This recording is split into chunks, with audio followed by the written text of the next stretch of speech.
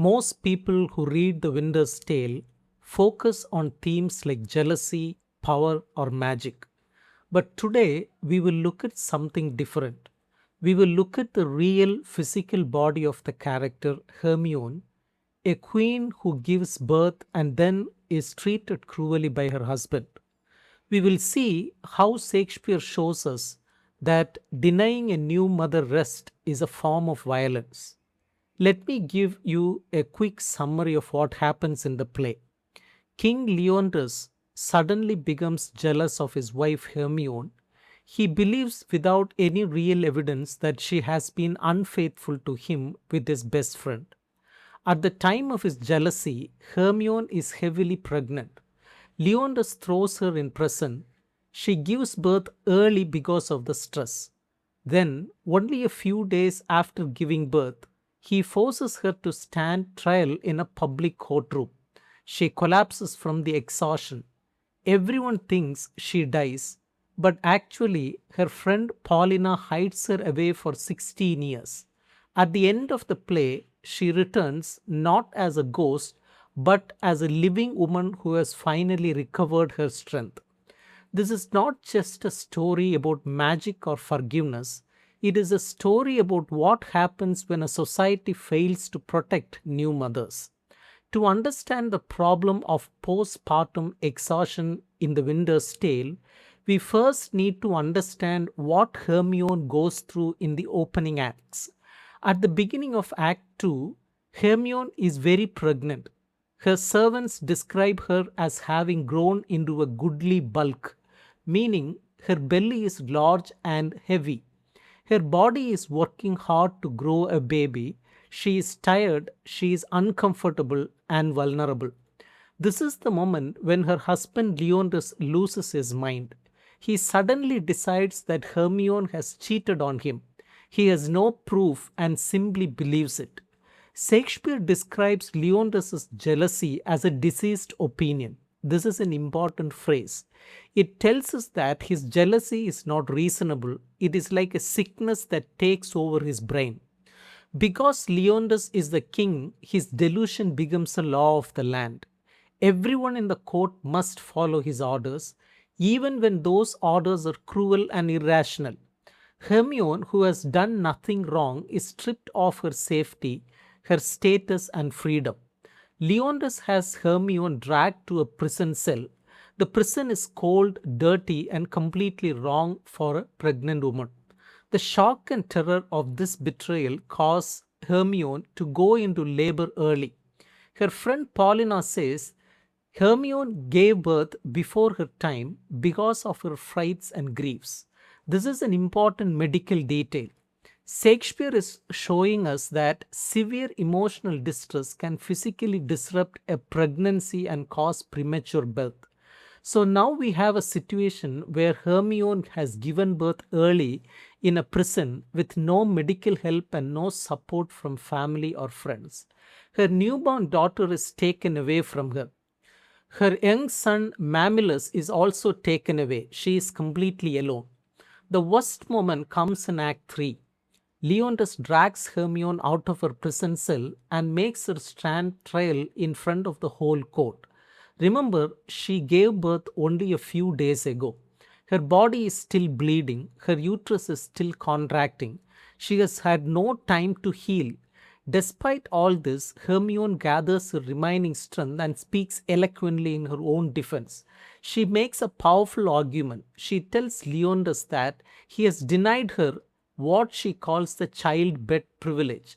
She says this privilege belongs to women of all fashion, meaning every woman, rich or poor, queen or servant. What was the childbed privilege in Shakespeare's time? It was a custom called lying in. In the 1600s, people understood that childbirth was extremely dangerous. A woman's body went through tremendous trauma. To survive and recover, a new mother needed about 1 month of complete rest. During this month, she stayed indoors in a warm, quiet room. She did not do any housework. She did not go outside. She did not have sex. She did not appear in public. At the end of the month, she had a small religious ceremony called churching. that marked her safe return to normal life. The lying in period was not seen as luxury, it was seen as a medical necessity. Everyone understood that a new mother's body was weak, open, and vulnerable. Exposure to cold air, physical exertion, and emotional stress could cause her to become seriously ill or even die. When Hermione says this privilege belongs to women of all fashion, she is making a radical statement. She is saying that postpartum rest is not just for rich people, it is a basic human right that belongs to every single woman who gives birth. By dragging her into the courtroom before she has recovered her strength, Leonidas has committed a violent act. He has forced a sick, bleeding, exhausted woman to perform a difficult public task, defending her own life with words at the exact moment when her body needs complete rest and privacy. To understand why being in the open air was so dangerous for Hermione, we need to understand how people in Shakespeare's time thought about the body. They believed in something called humoral theory. This theory said that the body was controlled by four fluids: blood, phlegm, black bile, and yellow bile. Health meant these fluids were balanced. Sickness meant they were out of balance. After giving birth, a woman's body was seen as unstable and vulnerable. The womb had expanded and then emptied. This meant the body's boundaries were weak. People believed that if a new mother was exposed to cold air too soon, that cold air could enter her body through her pores. The cold would freeze or disturb her humors. This could stop the natural flow of fluids that needed to leave her body after birth. The result would be severe illness, exhaustion, and possibly death. So when Hermione says Leonidas brought her, the open air, before she had her strength of limit, she is not speaking metaphorically, she is describing a real medical danger. The courtroom air is not just humiliating, it is life threatening. Shakespeare's audience would have understood this immediately. They would have seen Leonidas' actions as not just cruel but medically reckless. Another important issue in the play is control over childbirth. In early modern England, the birthing room was a female space. When a woman went into labor, her bedroom became a sanctuary. Men, including husbands and doctors, were kept out. Only women were allowed inside. This space was run by midwives, female relatives, and female neighbors.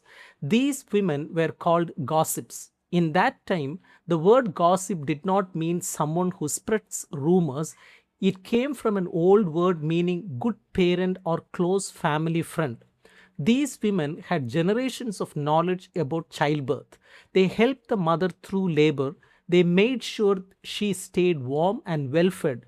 They protected her during the lying in month. This female space often made men uncomfortable. Husbands had to pay for lying in period, which could be expensive. They were kept outside the room where the wives were the other women. They worried about what the women were saying about them. They were worried about whether the child was really theirs. We see this tension in other plays from Shakespeare's time. For example, in Thomas Middleton's play A Chaste-Maid in Cheapside, the husband is shown as a fool who is cheated on while his wife is in the birthing room. The women gossip, drink, and waste his money. In The Winter's Tale, Leonidas takes this anxiety to a destructive extreme. Instead of respecting the female birthing space, he violently destroys it. He throws Hermione in a prison. He separates her from her son. He orders his newborn daughter to be abandoned in a remote wilderness. His desire for total control leads him to dismantle every social structure that was designed to protect his wife and children. Shakespeare shows us that Hermione's exhaustion does not begin in the courtroom. It has been building for a long time. In Act 2, Scene 1, we see a quiet moment between Hermione and her young son Mamilius. She is heavily pregnant and clearly tired. She tells her servants to take the boy away because he is troubling her.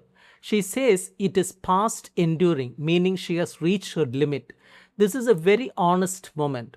Shakespeare does not show us a perfect, tireless mother. He shows us a real woman who is exhausted by the physical demands of pregnancy and parenting. She is carrying one child inside her body while caring for another child outside her body. She is tired and needs help. But despite being pushed past her limit, she keeps going.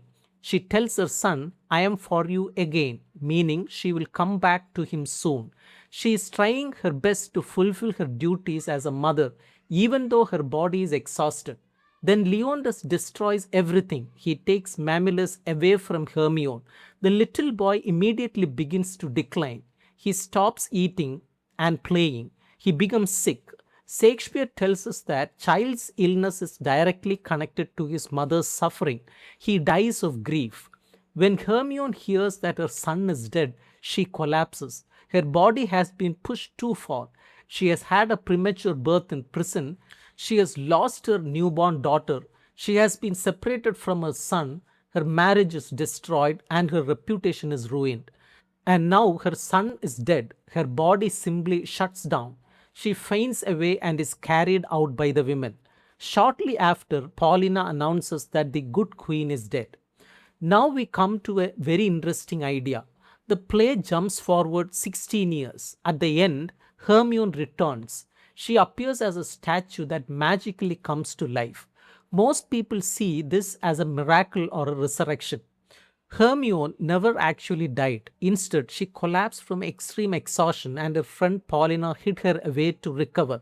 The 16 years of missing time represent an extremely long lying in period, a time of rest, healing, and recovery in a safe private space. Think about what Paulina does. When Hermione collapses in the courtroom, Paulina does not put her in a coffin. She takes her away to a private place. For 16 years, she protects Hermione from Leonidas. She nurses her back to health.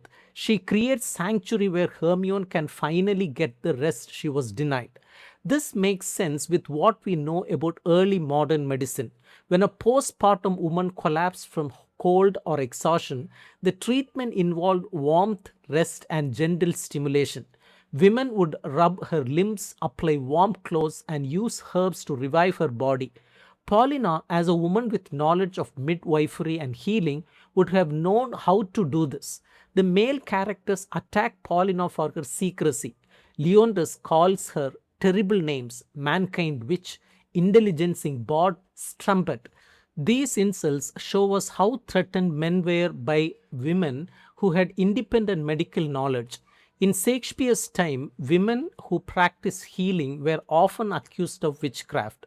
This was a way to control them and silence them. When Hermione finally appears at the end of the play, Shakespeare notes that she looks older and has wrinkles. Her face shows the passage of time. This is a crucial detail. If she had truly died and been resurrected, she would not look older. The fact that she has aged proves that she was alive all along. She was hidden away, growing older slowly, recovering her strength over many years.